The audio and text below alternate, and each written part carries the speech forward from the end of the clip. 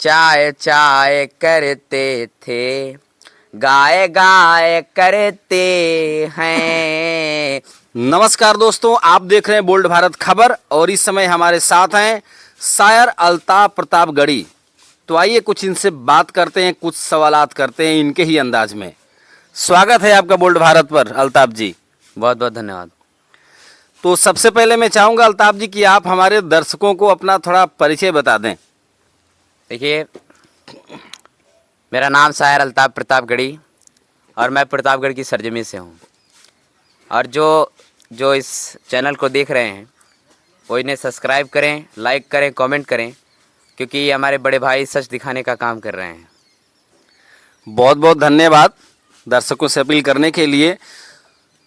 तो अल्ताफ जी, मेरा पहला सवाल है आपसे कि आप एक शायर हैं और वर्तमान जो हालात बने हुए हैं, जो सरकार का रवैया है और जो समाज के अंदर जो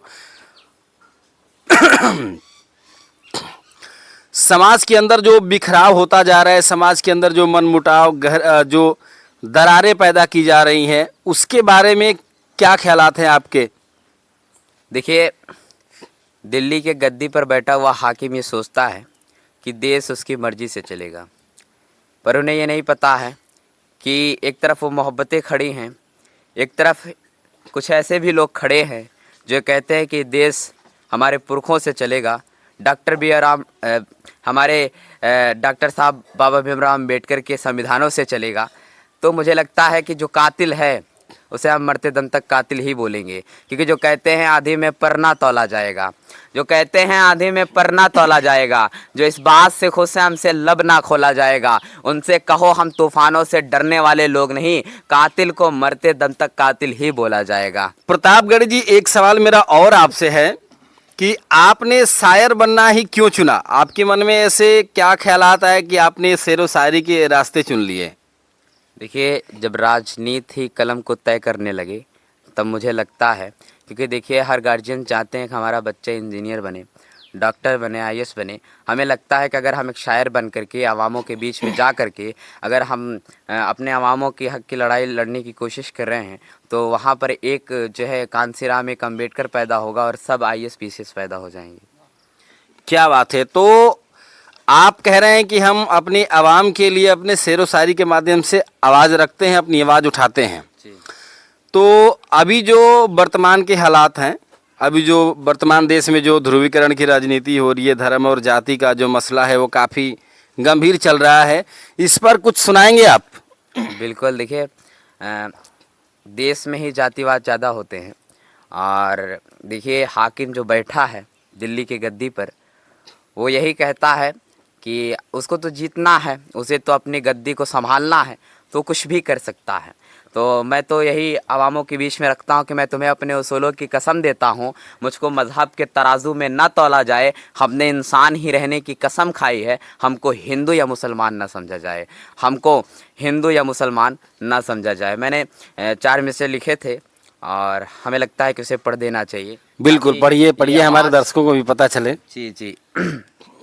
मैं पढ़ता हूँ कि जो कहते हैं आकर के हम तो चीन वाले हैं, जो कहते हैं आकर के हम तो चीन वाले हैं, कोई आकर के कहता है कि हम तो मीम वाले हैं, कोई आकर के कहता है कि हम तो मीम वाले हैं, जो नफरत जातिवाद का फैलाते हो हाकिम सुन, जो नफरत जातिवाद का फैलाते हो हाकिम सुन, हम कल भी भीम वाले थे और आज भी भीम वाले हैं, हम कल भी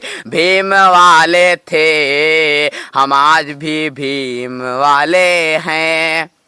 तो इस तरह से जो है प्रभाव पड़ रहा है। कोई जो है अपने बल पर कूद रहा है और अपने जो कहते नहीं है कि थोड़ा सा हमारा बाजू जो है मजबूत हो जाए तो हम पहली सफ़ों में आ खड़े हो जाते हैं।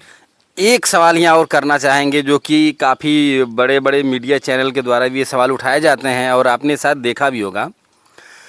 ये देश संविधान से चलेगा या किसी धार्मिक ग्रंथों से चलेगा? क्योंकि बहुत सारे ऐसे लोग हैं जो खुद को कट्टर हिंदू बताते हैं, वो चाहते हैं कि देश संविधान से ना चले बल्कि गीता से चले या अन्य जो उनके हैं। और दूसरी तरफ जो इस्लाम को जो मानने वाले लोग हैं वो कहते हैं कि शरीयत को हम मानते हैं, संविधान से पहले हमारे लिए शरीयत है। इस पर क्या ख्याल है आपका, क्या कहना चाहेंगे? देखिए, ये आवाम नहीं कहती है, ये अभिनेता कहते हैं। आज ये बात याद रख लीजिएगा। और हम ये बात आपको इसलिए बता देंगे क्योंकि देखिए, हिंदू हो या मुस्लिम हो या सिख हो या ईसाई, सब यहाँ भाई भाई हैं। अगर इन्हें अलग किया जाता है तो राजनेता करता है, विधायक करता है, सांसद करता है, मुख्यमंत्री करते हैं, प्रधानमंत्री करते हैं। और अगर कोई कहता है कि हम इस जाति से हैं, हम उस जाति से हैं, हम ओबीसी समाज से हैं, एससी समाज से हैं, माइनॉरिटी के लोग हैं, जो जो कहते हैं, पर सब ये जानते हैं कि हम संविधान से। अभी गृह मंत्री का हमने एक बयान सुना था, एक तस्वीर हमारे पास आई थी, एक वीडियो आई थी कि अगर जितना संविधान करते हो, अगर इतना भगवान का नाम लेते तो स्वर्ग में चले जाते। तो हमें लगता है कि ऐसे लोगों को इस्तीफ़ा दे देना चाहिए, क्योंकि अगर वो पार्लियामेंट में पहुँचे हैं, सदन में पहुँचे हैं, तो वही बाबा साहब की देन है, वही संविधान की देन है। तो मुझे लगता है ऐसे लोगों को नकार देना चाहिए। वही प्रधानमंत्री हैं जो विरासत को झुटलाने का काम करते हैं। तब मैंने चार मिसरे कहे कि नए कमरों में अब चीज़ें पुरानी कौन रखता है, परिंदों के लिए शहरों में अब पानी कौन रखता है। वो तो हम हैं जो बचाई है विरासत, वरना सलीके से बुजुर्गों की निशानी कौन रखता है। बात तो बिल्कुल सही है। सत्ता शासन से टकराना और आंखों में आंखें डाल करके सवाल करना, ये हर किसी के बस का बात नहीं है। तो अल्ताफ जी, कुछ और आप मुझे शेरो शायरियाँ सुनाएंगे जिसके माध्यम से आपने सरकार पे प्रहार किया हो, उनकी गलत नीतियों के खिलाफ आपने आवाज़ उठाई हो? कुछ है आपके पास ऐसा? देखिए, हम नज़में वही पढ़ते हैं जो गलत हुआ करती है। हम आईना दिखाने की कोशिश करते हैं, एक छोटा सा पहल देते हैं आवामों के बीच में। देश की राजनीति में जो गलत हो रहा है उसे मैं बताने की कोशिश करता हूँ। और मैं भीड़ का एक हिस्सा हूँ और उसे महसूस करता हूँ कि हमारे आवाम पर क्या बीत रही है, क्या अत्याचार हो रहे हैं। तो हमें लगता है कि उस शेर को पढ़ना चाहिए, क्योंकि किसके लिए पढ़ा जा रहा है और क्यों पढ़ा जा रहा है, मैं पढ़ने की कोशिश करता हूँ। पढ़िए और सुनाइए, सीधा शेर पे ही आते हैं। जी जी। जुल्म के साए में मुँह खोलेगा कौन? अभी आपने जो बयान दिया कि जुल्म के साए में मुँह खोलेगा कौन, हम नहीं बोलेंगे तो फिर बोलेगा कौन। चाय चाय करते थे, गाय गाय करते हैं, चाय चाय करते थे, गाय गाय करते हैं, चाय चाय करते थे, गाय गाय करते हैं। जब से बहुजन जागे, जब से बहुजन जागे, हाय हाय करते हैं, जब से बहुजन जागे, हाय हाय करते हैं। और हमारी बहुजनों की आवाज़ क्या है, क्या उनके अंदर दर्द है और क्या कहने की ज़रूरत करती है हमारी आवाम, हमारे लोग। सुनिएगा कि 2 साल बाकी है, आने दो जरा 27, 2 साल बाकी है, आने दो जरा 27, 2 साल बाकी है, आने दो जरा 27। लखनऊ भी ये कह देगी, लखनऊ भी ये कह देगी, बाय बाय करते हैं, लखनऊ भी ये कह देगी, बाय बाय करते हैं।